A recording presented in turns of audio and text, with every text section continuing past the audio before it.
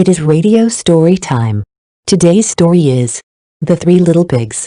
The story of the three little pigs featured here has been adapted from different sources and from childhood memory. The primary sources are English fairy tales, retold by Flora Annie Steel with illustrations by L. Leslie Brooke from the 1904 version. This story is featured in our favorite fairy tales and children's stories.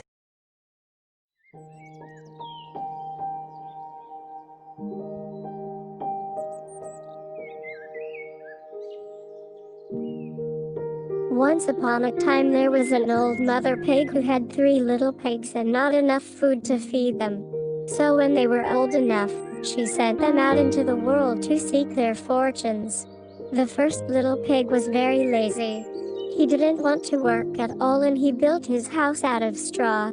The second little pig worked a little bit harder but he was somewhat lazy too and he built his house out of sticks. Then, they sang and danced and played together the rest of the day. The third little pig worked hard all day and built his house with bricks. It was a sturdy house complete with a fine fireplace and chimney. It looked like it could withstand the strongest winds. The next day, a wolf happened to pass by the lane where the three little pigs lived, and he saw the straw house, and he smelled the pig inside. He thought the pig would make a mighty fine meal and his mouth began to water. So he knocked on the door and said, little pig, let me in, let me in."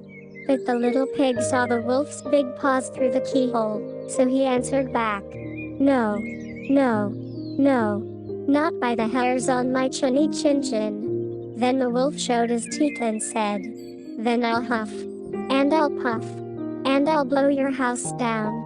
So he huffed and he puffed and he blew the house down. The wolf opened his jaws very wide and bit down as hard as he could, but the first little pig escaped and ran away to hide with the second little pig. The wolf continued down the lane and he passed by the second house made of sticks, and he saw the house, and he smelled the pigs inside, and his mouth began to water as he thought about the fine dinner they would make. So he knocked on the door and said, little pigs, let me in, let me in."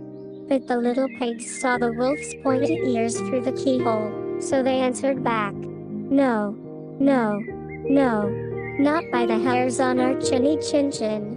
So the wolf showed his teeth and said, "Then I'll huff, and I'll puff, and I'll blow your house down." So he huffed and he puffed and he blew the house down. The wolf was greedy and he tried to catch both pigs at once, but he was too greedy and got neither. His big jaws clamped down on nothing but air and the two little pigs scrambled away as fast as their little hooves would carry them. The wolf chased them down the lane and he almost caught them. But they made it to the brick house and slammed the door closed before the wolf could catch them. The three little pigs, they were very frightened. They knew the wolf wanted to eat them. And that was very, very true. The wolf hadn't eaten all day and he had worked up a large appetite chasing the pigs around, and now he could smell all three of them inside and he knew that the three little pigs would make a lovely feast.